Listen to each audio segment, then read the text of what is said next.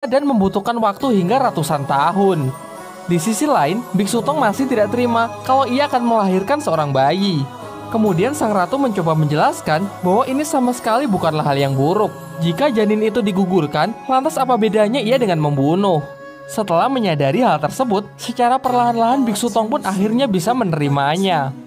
Di waktu yang bersamaan, sang pertapa pun mengungkapkan bahwa ternyata ada cara instan untuk mendapatkan obat penggugur kandungan, yaitu tepat di hadapannya, Wukong harus bisa menunjukkan cinta yang murni. Jelas Wukong tidak paham dan ia sama sekali tidak peduli dengan omong kosong itu. Ia malah menjelaskan bahwa dahulu ia adalah orang yang sangat kacau, sampai akhirnya ia bertemu dengan Biksu Tong yang mengangkatnya menjadi murid dan berjanji akan mengawalnya hingga mendapatkan kitab suci yang ia inginkan. Di luar dugaan, ternyata sang pertapa menganggap ini adalah cinta yang murni. Kini obat penggugur kandungan pun telah didapatkan yang ternyata berasal dari air mata sang pertapa itu sendiri. Tanpa berlama-lama, Wukong pun langsung kembali ke rombongannya. Namun yang mengejutkan, ternyata semuanya telah menerima janinnya dengan penuh sukacita. Bahkan Biksu Tong sendiri mengungkapkan bahwa kini ia tidak membutuhkan obat penggugur kandungan tersebut. Ia lebih memilih untuk melahirkan dan menunda misi ke barat. Dengan ilmu sihirnya, sontak Wukong langsung menghentikan waktu. Ia yakin kalau Biksu Tong pasti akan menyesali keputusannya ini suatu hari nanti. Sebab ia tahu kalau mendapatkan kitab suci untuk menyelamatkan umat manusia adalah keinginan terbesar dari gurunya.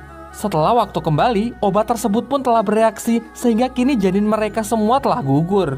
Sayangnya Biksu Tong terlihat tidak senang. Kemudian ia langsung pergi untuk mencoba menenangkan diri. Ia pergi untuk menyalin kitab di tanah. Karena memang sejak kecil, inilah cara dia untuk menenangkan diri. Melihat hal itu, sang ratu menemaninya hingga tak terasa mereka sudah menulis cukup jauh.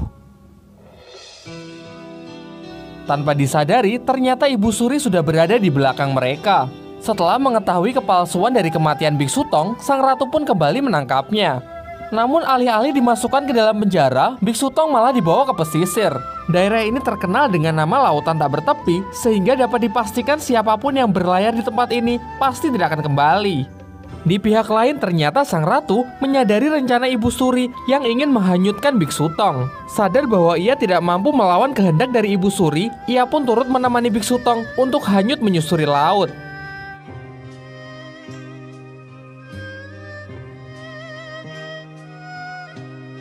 Dan benar saja, setelah lepas dari pantai, kabut yang sangat tebal langsung menyelimuti perahu mereka. Kini mereka telah kehilangan arah, bahkan jalan untuk kembali pun sudah tidak terlihat. Sementara itu, Wukong yang masih berada di tempat suci didatangi oleh Ibu Suri. Di sini Ibu Suri menceritakan semua yang telah terjadi, yang kemudian ia malah berlutut untuk meminta bantuan kepada Wukong agar menyelamatkan ratunya. Jelas karena gurunya juga turut terlibat, Wukong pun bersedia untuk mencarinya. Sayangnya bahkan dengan mata api yang ia miliki, ia masih kesulitan untuk menemukan jejak gurunya.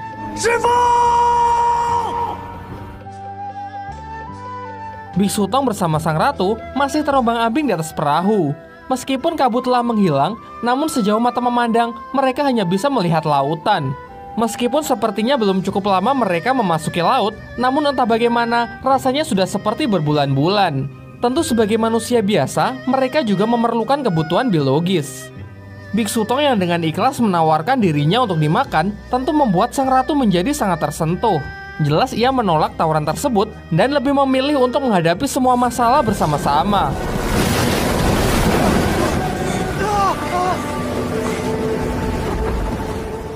Setelah badai berlalu, akhirnya perahu mereka menyentuh daratan. Ternyata inilah yang dimaksud dalam ramalan. Cinta murni dari sang ratu membuat gerbang kerajaan wanita menjadi terbuka. Di tengah lautan yang mencolok, akhirnya Sun Wukong berhasil menemukan gurunya. Kemudian ia langsung melepaskan rantai yang mengikat Biksu Tong dan mengajaknya untuk segera meninggalkan tempat ini. Namun Biksu Tong malah menoleh ke arah sang ratu dan ia memutuskan untuk mengajaknya bersama. Ketika sang ratu mencoba untuk mengikutinya, ternyata perisai menahannya. Hal ini menunjukkan bahwa ia memang tidak diizinkan untuk keluar dari kerajaan wanita. Dan saat ia mencoba memaksa, tiba-tiba seluruh kerajaan wanita pun menjadi batu.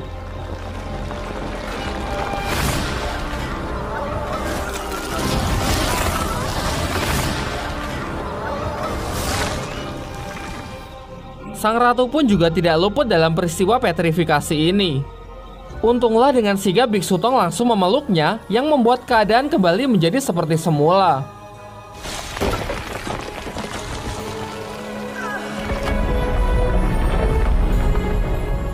Terbukanya gerbang kerajaan wanita ternyata dimanfaatkan oleh siluman sungai yang berniat menyusup ke dalamnya.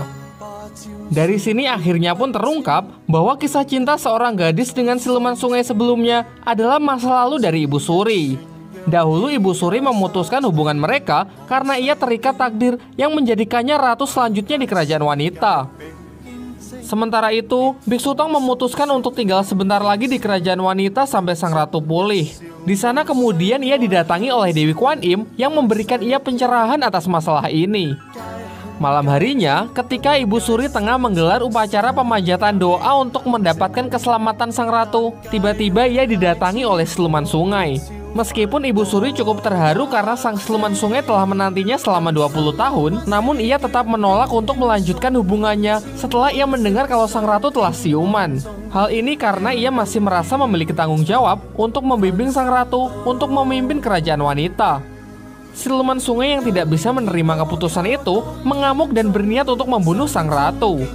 Sampai pada akhirnya Sun Wukong pun bertarung melawannya karena ia ingin melindungi Biksu Tong yang juga berada di tempat itu. Meskipun Wukong dapat menandinginya, namun ia tetap kesulitan karena siluman ini menyandra seluruh kerajaan wanita, melingkupi wilayah tersebut dengan air, kemudian langsung menenggelamkannya. Biksu Tong yang ikut tenggelam kemudian berdoa kepada Sang Buddha agar orang-orang di kerajaan wanita diangkat dari samudera penderitaan. Kemudian dengan kuasanya juga, Sang Buddha mampu meredam emosi dari siluman sungai. Untuk menebus kesalahannya inilah, kemudian sang siluman sungai dihukum untuk kembali menjalani reinkarnasi. Kini akhirnya badai pun berlalu dan kehidupan kembali damai di kerajaan wanita. Setelah mendapatkan pencerahan dari masalah ini, kemudian Biksu Tong pun kembali membulatkan tekadnya untuk mengemban misi ke barat. Begitu pula dengan sang ratu yang ikhlas menerima takdirnya untuk memimpin kerajaan wanita. Kini rombongan Biksu Tong bisa kembali meneruskan perjalanan dan dengan ini film pun berakhir.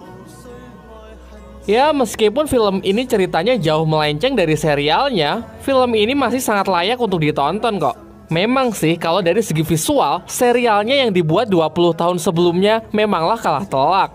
Tetapi kalau dari segi plot cerita, saya memiliki 1001 alasan untuk mengatakan bahwa serialnya memang jauh lebih baik. Mungkin itu aja, tapi kalau kalian ingin saya juga membahas plot cerita dari serialnya, kalian bisa request di kolom komentar. Tergantung seberapa banyak peminatnya sih. Baiklah, mungkin pertemuan kali ini kita akhiri sampai di sini dan sampai jumpa di video selanjutnya.